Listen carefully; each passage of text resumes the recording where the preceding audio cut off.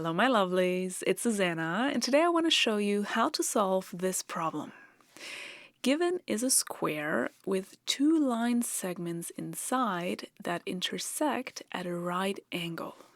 We can see our square here, and inside we have this line segment and this line segment, and they intersect at this right angle here. We are given the length of this part, and of this part, and the question is, can you find the missing length? This length here is what we're looking for. I call this part x. And how can we find this length? Well, first of all, we keep in mind that we work with a square here. So we know that this length here is the same as this length here. We are given this length here, and we also have this length down here again, so maybe we just draw a line down to here, perpendicular, so that we can say that this part down here is of length 4 as well. And now we divided this side here into 3 parts.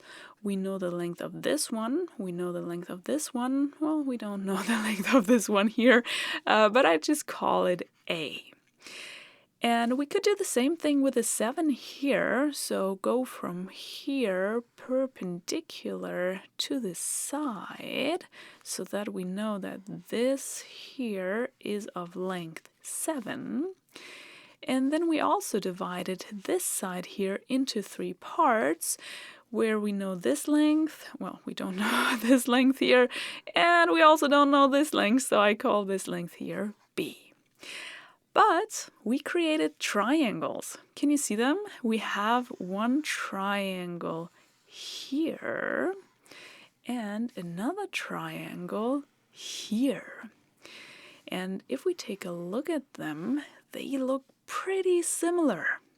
It looks like this orange triangle. If we just turn it, then we get this green triangle. And how would this help us if we knew that these two triangles were actually congruent to each other? Well, then we would know that the lengths of the sides in both triangles were the same. So we would know that this side here has the same length as this side here, and this would simplify things for us. So let's try and prove that these two triangles are actually congruent to each other. How can we do this? We have to take a look at the sides and the angles of our two triangles and compare them. So if we start with this side here in our green triangle, then this has the same length as the side of the square. And in our orange triangle, we also have such a side here. This side has the length of the side of the square. So in both triangles, we have a side of the same length, which is great, because now we can take a look at the angles on this one particular side. So here on our side, here to the right, we have a right angle. Okay, we have a right angle here. Do we also have this right angle in our orange triangle on this side? Yes, it is there, so which is great. So maybe we can use the congruence theorem A as A, which says if you have two equal angles in your triangles and the included side is also of the same length, then your triangles are automatically congruent to each other. Okay, we have one angle of the same size. We have the side of the same length. What about this angle on the other side then? So here, this angle here, if I call it alpha, can we find alpha in our orange triangle here then as well? So can we prove that this angle here has the same size? Well, let's try it. I mean, we have this green triangle where we have alpha and 90 degrees angle, and I call this third angle beta then. So we know now that every time we are in a triangle where we have a right angle already in there, and one angle is called alpha, then the other angle has to be equal to beta. Because we have more triangles here. So for example, here, this triangle, we have alpha in here, and this angle, because it lies across this right angle, is then automatically also a right angle. So in this small triangle, we have a right angle, we have alpha, and we just said then the third angle has to be beta. So we have beta down here. Okay, but there are more triangles. This one, for example, here we have beta in here already. What about this angle here?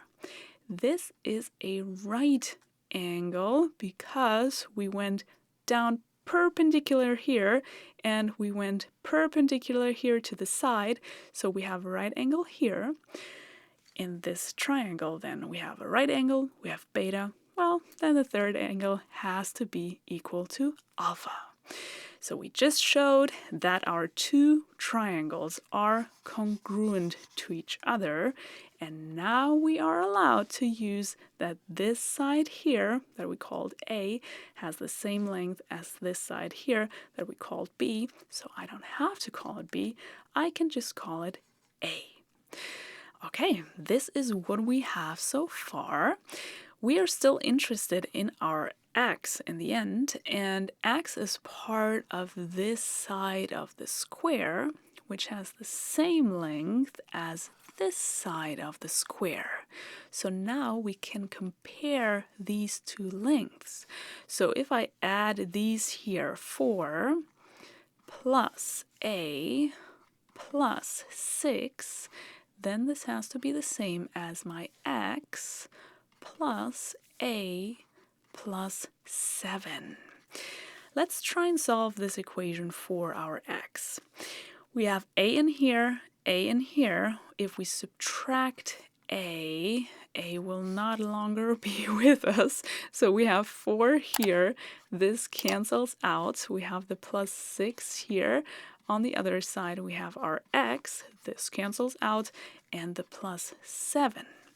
4 plus 6 equals 10.